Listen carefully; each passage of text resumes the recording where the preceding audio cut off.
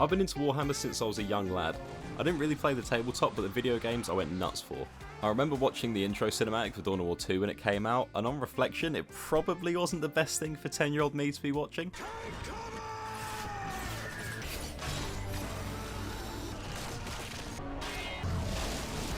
Nah, this shit's actually fucking cool. If you want to see anything similar to this, go watch the Starties on YouTube. That's a fucking sick series. Don't subscribe to Warhammer Plus because it's shite.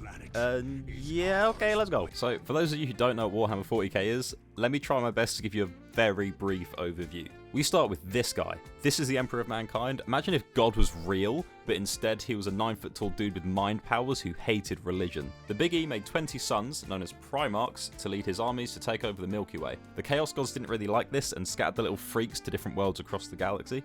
The Emperor eventually found 18 of his sons, don't know what happened to the other two, instantly gave them each a legion of super soldiers and said, okay, fuck off, go take over the galaxy for me, bye. Some of them didn't really like this and eventually, thanks to this fucker, fell to the ruinous powers and started a galaxy-spanning civil war known as the Horus Heresy.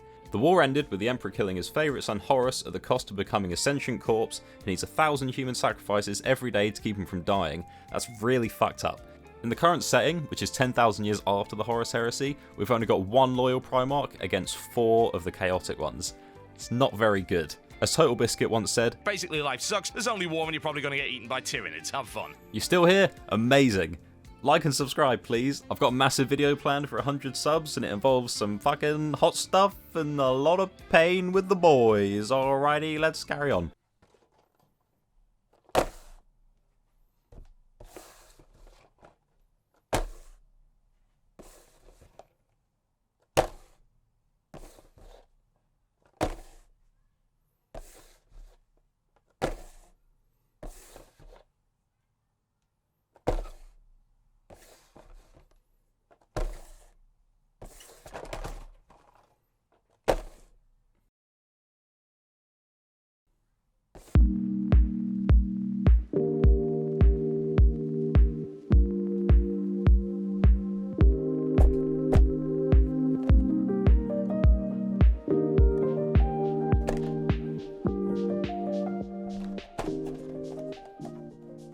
So why did I just go into detail about the Emperor and the Primarchs and the lore and stuff? Well, it's to give context for this series that I've wanted to do for a really long time, which is to collect all of the Primarchs which exist in the current setting of 40k. I've decided to start with Roboute Guilliman because he's the only loyalist Primarch that's currently got a model.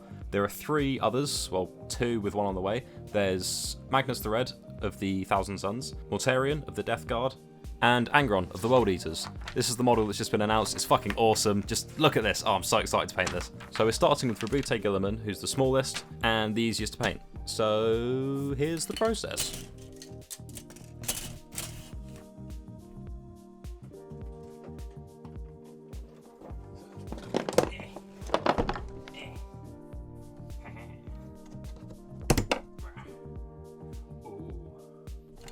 So we start with pliers to get the pieces off of the sprues.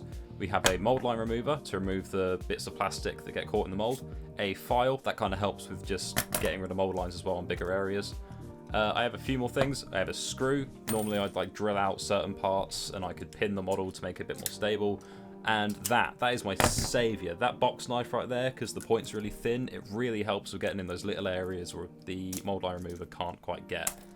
So the first step, like with any model, is to get all the pieces off of the sprue. This doesn't really take too much time depending on how accurate you want to be. I was fairly rough with it just to make sure I didn't cut any accidental details off, because then I'd have to glue them back on and it would be a really annoying process. So here I'm just roughly cutting them out. One at a time. There's a little bit of screw that I threw earlier. And this is probably the nicest and least time consuming part of the entire process, because the thing that comes after this is a massive fucking ball ache, and it's what puts me off the hobby in general. It's really annoying, and you'll see why.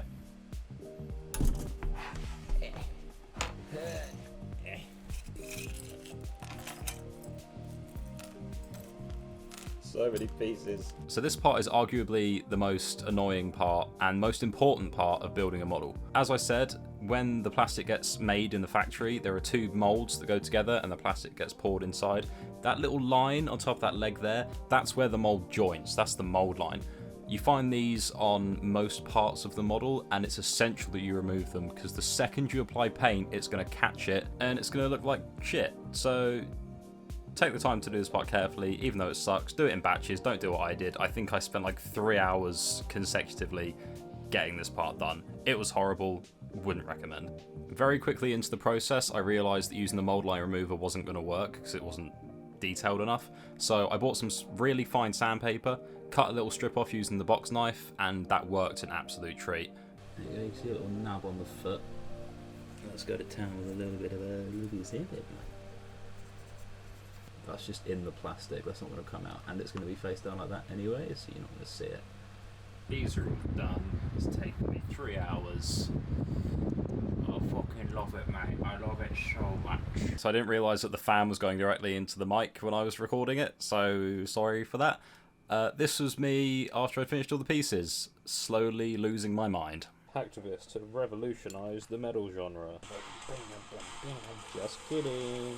Break down that wall. If you go online and watch other painting tutorials for models like this, you typically see that they build the entire thing in one and then paint it. I think that's a fucking shite idea, and I don't know how they do it. So I do a thing called sub-assembly, where basically I build a little part of the model at a time that isn't going to restrict me from getting to any like really small detailed areas, and then once I've painted most of it, I'll glue it all together and then finish it off as a whole thing. But yeah, this is just me getting all the little bits together for the sub-assembly. So I've got the torso, the legs, the backpack, and the head on its own. The head's very intricate, so I always leave that separate. Here are my paints. I have many. As we go, we will mix these using the new toy, the paint mixer. And let's also get this. I've got so many things. I think we're good to go. We're gonna start painting now, mate. So I do talk whilst I'm painting this, and I kind of say what paints I'm using and why, but it really isn't interesting, and who really gives a shit? I base coated dark colours, and then I highlighted with light colours. That's all you need to know for this hobby. Fucking go nuts, guys. Just use Ableton back for now. But here's how this thing fucking works. So there's a little motor in here. You press down on it and it starts spinning. So you take the paint, which has been sat in my cupboard since lockdown, because that's the last time I did anything, and we're just gonna fucking mix it up.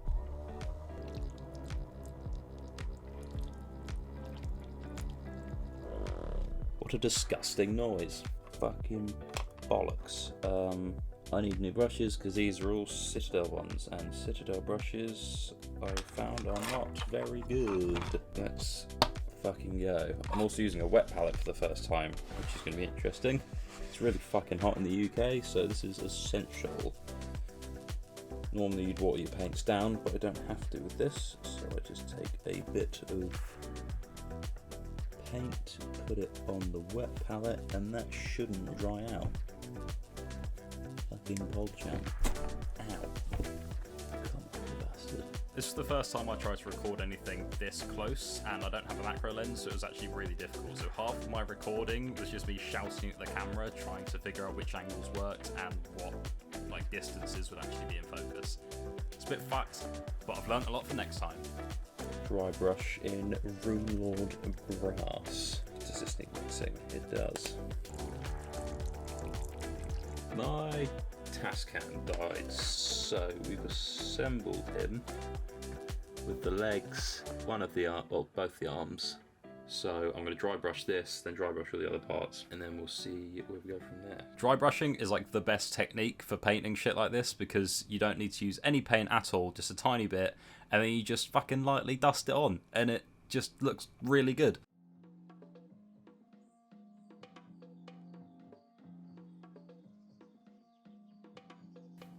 It's all ready. I'm not finished yet, but you can see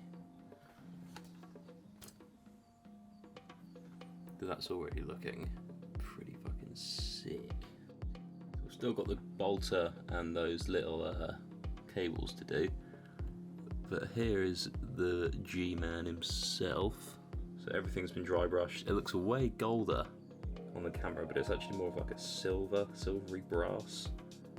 It's been dry brushed, and now we're going to go in with Macragge blue and fill in the blue spots. See what I'm doing? A little bit of blue. That. There we go. Like this. Unfortunately, I can't paint the entire thing like this, so I'll be back when it's done. Is that in focus? I can't tell, I'm too far away. Who knows? That might look good on camera. I can't tell. This is where we're at so far. It's a bit messy. That was one coat. So I think I'm going to take a break and then come back with a second layer.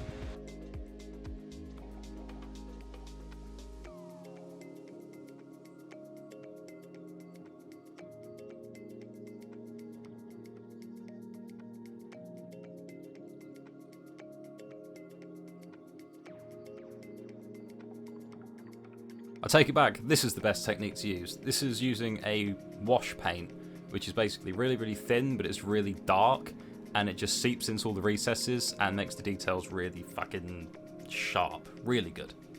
Right, so after I did the nightshade, I went in with more McCrag blue and just sort of reapplied it to the areas that I like more blocky. So it's not just like really dark all over, there is actually some sort of gradient, which you can't really see. But I need to figure out a colour to use for highlight. So I'm gonna fucking do that, mate.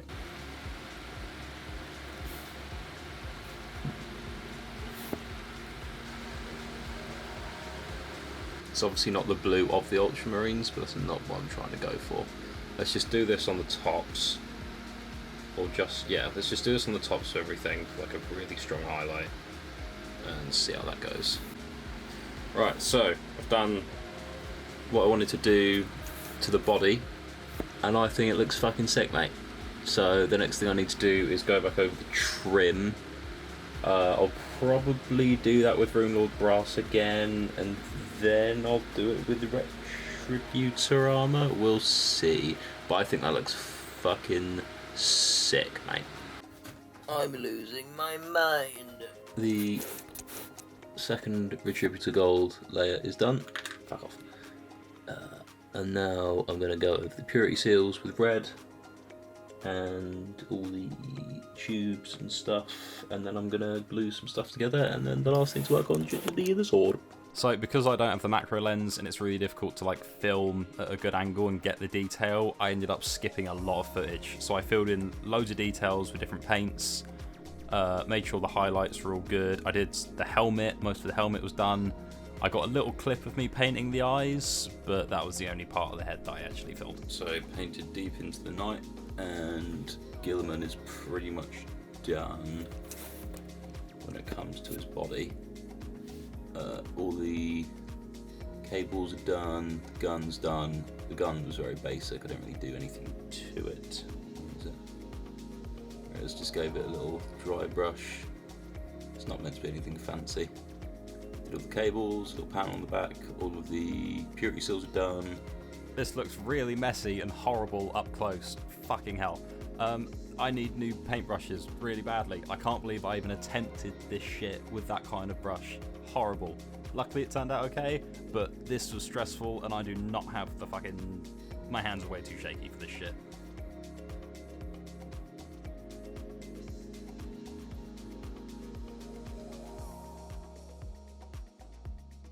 There you go. Right, so that's where we're at, pretty much.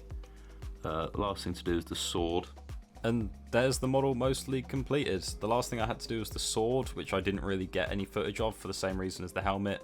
It was really detailed and it was difficult to even attempt to get an angle like this. So yeah, this was the last thing I did. I glued it on and the model was done.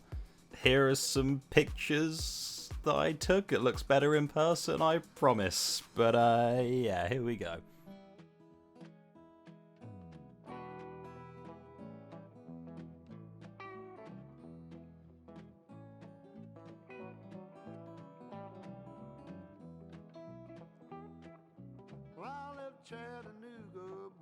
So yeah, there he is, mostly finished. I was going to go in with a few more washes and I was going to do the base, but I've got some other plans for this guy instead of just having him being a solo model.